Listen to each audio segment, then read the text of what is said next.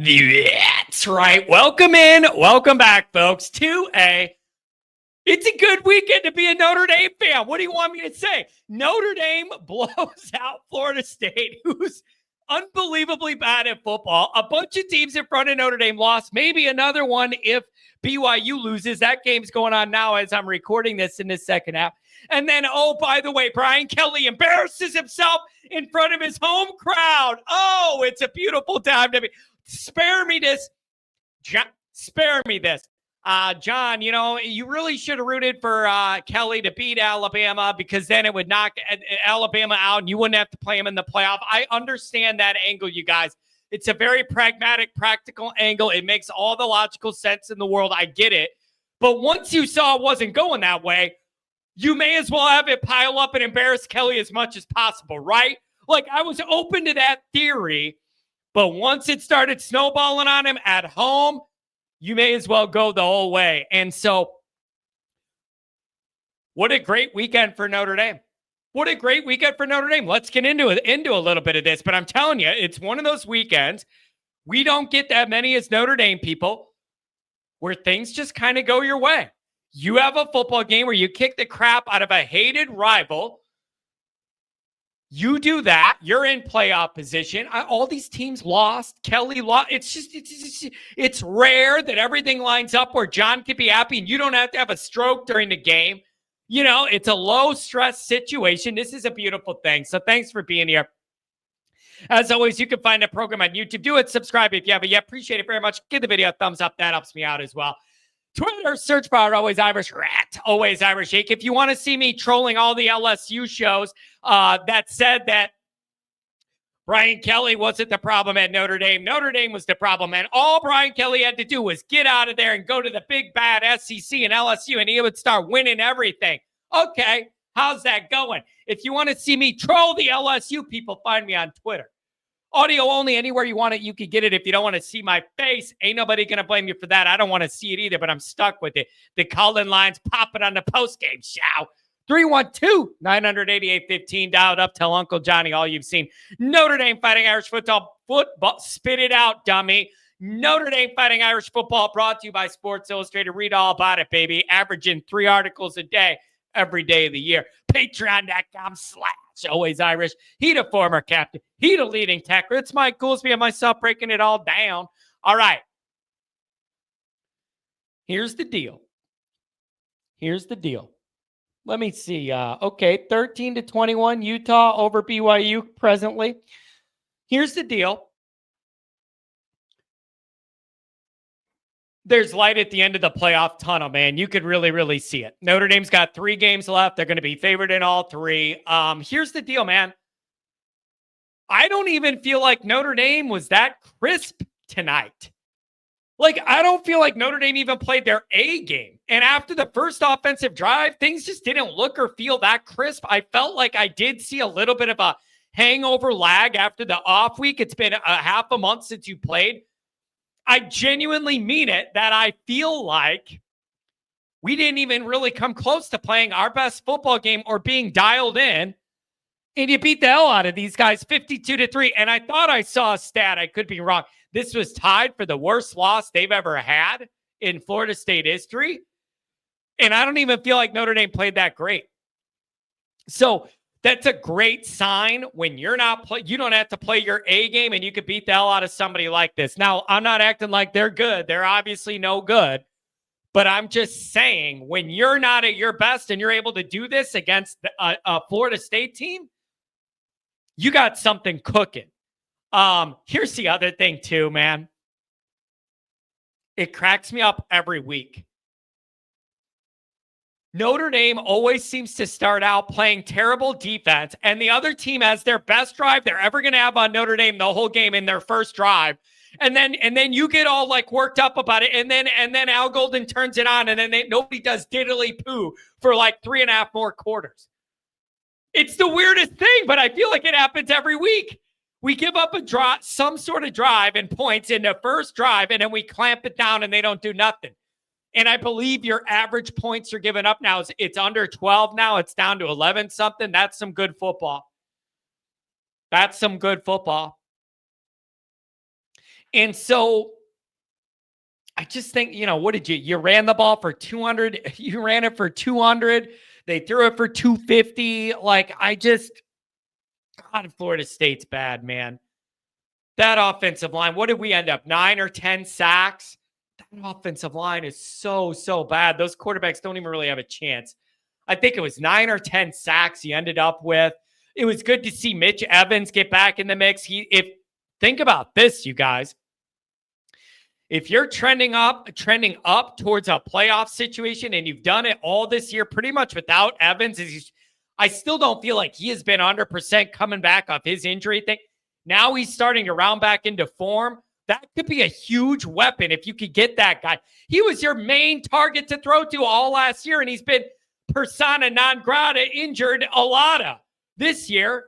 And so if you could get him back as you're trending up in November, that's a beautiful, beautiful thing. That's an added weapon. So I really liked seeing him get back in the mix. I genuinely did. And so, listen, Florida State's bad, but this is what you do against bad teams. And you kick the crap out of them. And so, I don't know, man. The Notre Dame passing offense, it's just never going to look as smooth as you want it to look. And so you just need to give up on that this year. It's never going to look the way we want it to look. So you play your good defense. You establish your run game. Riley Leonard continues to look more and more comfortable operating the offense, getting in and out of stuff. I'll say this too. Freeman seems like he's more comfortable operating this team, running this team. He seems like he's at a little more stable footing. I'm telling you, there's something to the idea of a winning streak, man. Not this like you win 2 games, then you lose a game, then you win a game, then you lose a game. No. When you win a bunch in a row, it just becomes the default setting where it doesn't have to be talked about anymore. That's just the default expectation every week, is that you're just going to win the next damn game. And that's kind of like the flow state I feel like this team is in. I talked about the stat that said in October, Notre Dame had the highest point differential of any team, kicking the crap out of people, winning these games. And so I did feel like we were a little sluggish coming out of the bye week, the off week or whatever. And whatever, man. 52-3 against a 8A rival. If that's you having not your A game and a little sluggish out of the break, you're doing something right. Can't get enough unfiltered Notre Dame football talk? Be sure to go over to patreon.com/alwaysirish. Former captain Mike Goolsby and myself. Do that. Screw it. Oh, he never won anything. It's been 30 years. You're doing something. Oh, I like those pump pressures.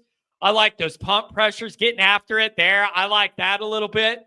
I hope Cross is okay. They said that looked like an ankle situation. Knapp came back, it looks like, after the O-line injury there. So that's a beautiful thing. And then, listen. It's really a joy to be able to sit and watch all of these other games and these other teams. And you have your little, your little cheat sheet where you're like, we want this team to win and that team to lose and this team to win. And it all helps Notre Dame position or whatever. Georgia caught their second loss.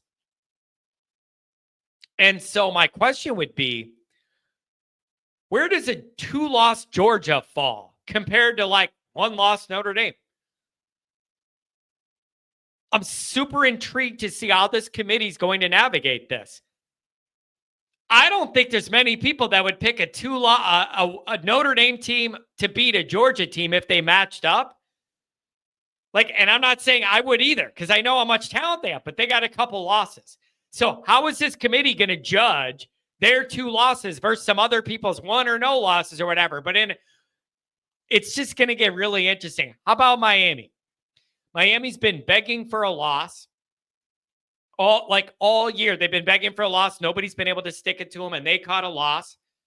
And again, the LSU thing, it's never not going to be hilarious to me. Just an absolute embarrassment at home. Death Valley, it's so scary to play there. Yeah, they were heading for the exits in the third quarter. Best part about it, you guys. The best part about this makes my whole weekend. Well, I'm not going to say that. Notre Dame winning is the baseline that allows me to have a good weekend. Like, without that, nothing's good. It doesn't matter what it, I mean, nothing. Nothing tastes good. Nothing smells good. I'm not hungry. I'm not thirsty. I don't want to look at no ladies. Nothing's good when Notre Dame loses.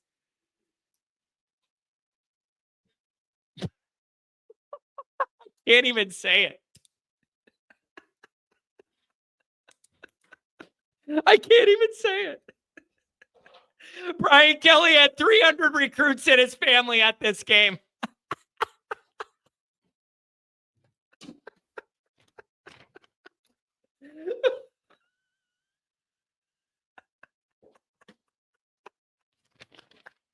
He had 300, not 30. Brian Kelly had 300 recruits in his families at this game. It was their big showcase.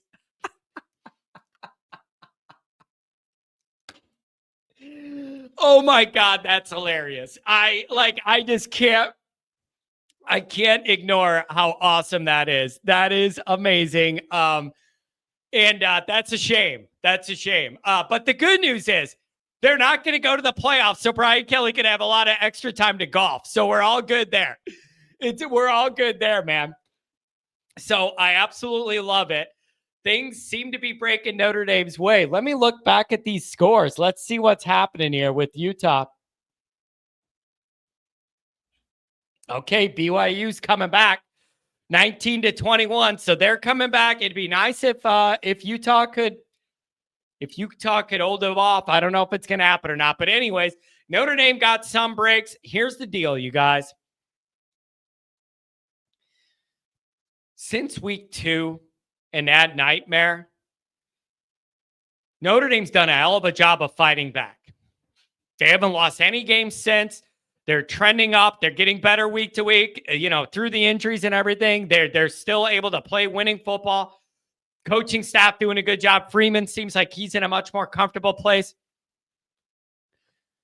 It would be an absolute shame to fall short now. Do you get what I'm saying? You have had that brutal march from week 2 on with your back against the wall, where if you lose again, you're out. And they have continued winning all the way to the point where I can now see the light at the end of the tunnel. And I can see a home playoff game at Notre Dame Stadium and all this stuff. That it's all there. It would be a damn shame to fall short now. So I need you to close the deal here. And it would be a great success if you're able to run the table from week 2 and get in this playoff. But if you were to lose one of these remaining 3 games after coming this far and fighting back to this extent, it'd be massively, massively disappointing. And so I am feeling the pressure of that ramping up because you've just come too far to let this fall now and to lose a stupid game now. You've just come way too far. So that's kind of where my mind's at, is like just 1 week at a time navigating this, because the light is at the end of the tunnel. And I think you look at this chaos that's happening in front of you and everything. I'm telling you, hosting a game in South Bend does not look far-fetched the way it used to look a month and a half ago, 2 months ago, whatever. That is a very, very realistic scenario. And so, yeah, it's just a great weekend to be a Notre Dame fan, you guys. Notre Dame kicks the crap out of these bums. Kelly gets embarrassed. A few teams in front of you lost, or a couple at least. It's exactly what you wanted.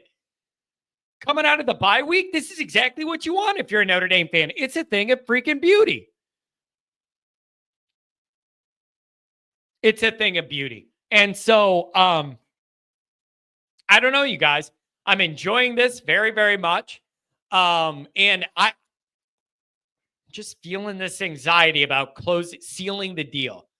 Now that we're so close to the end here, and how impressed I am with this team fighting back from the week 2 loss and all the injuries and everything, You can't drop the ball now. And so I'm glad you got to kind of knock the rust off from the bye week and everything, knock the rust off and get back in the groove and whatever. A lot of people are saying next week's a trap game, whatever. Like, you got to have full focus on the task in front of you and get into this playoff, man. We've come too far to fall off again now. So really good job by the team. You beat the crap out of them. Caught a couple breaks with the teams ahead of you. It's exactly what you want. Embrace this, Notre Dame fans. Very rarely do we get these weekends where it's low stress for Notre Dame against a rival. That's the other thing. We've had low stress games against garbage teams, but no offense, but like, it's just different when it's Florida State, it hits different. Like, we've had blowout teams with it, but this ain't no Miami, Ohio. This is Florida State. So it's a beautiful thing, man. So Notre Dame fans, I hope you enjoyed this. I hope you had a laugh at Kelly. 300 recruits and their families he had. They were going all out at LSU. 300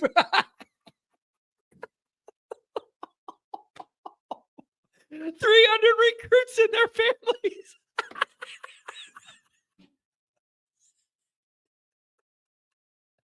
Watching Brian Kelly fail is one of the purest joys my soul will ever experience in my existence. It will never get old.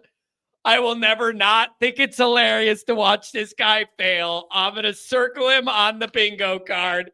Brian Kelly right there, baby. Oh my God, what an embarrassment for him. This is fantastic. Anyways, I'm in a good mood. I'm happy. I'm going to go write some articles.